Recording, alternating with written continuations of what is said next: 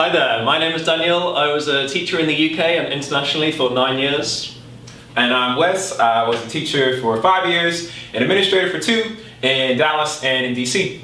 And we are here just to present a short video on some tips for getting back to school. So we're going to dive right in. One of the first things I want to talk about is not very sexy and exciting, but it is important. It's being well organised for your classes. So making sure you've got your class lists well laid out in your teacher planner or online, wherever you put them, so that you're ready to go as soon as you can to start recording rewards and sanctions, homework, grades, all those sorts of things that you're going to need to record quickly when you start term.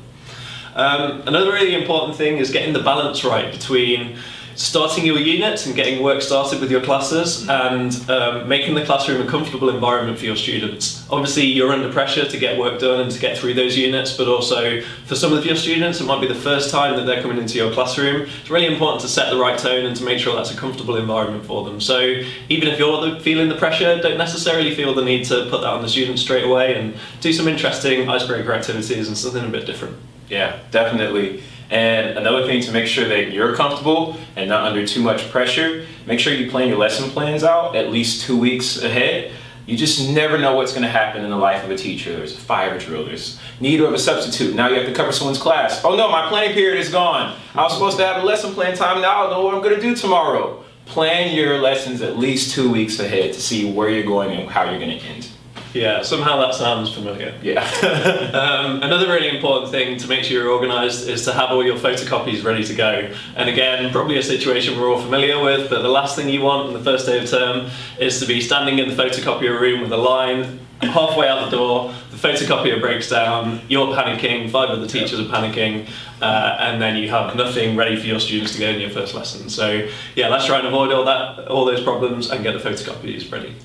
Yeah, and with that, keep your classroom stocked with extra pencil, papers, books, because you just never know. Your Chromebook cards didn't get charged last night, and that was the crux of your lesson. What are you going to do? So keep your supply closet stocked with everything you need in case you're in a pinch. Yeah, and so moving on to something that's slightly different is when you actually meet your students, try and make sure you learn as many names as you can as quickly as possible. It has a real impact for the students. They appreciate it when you learn their names.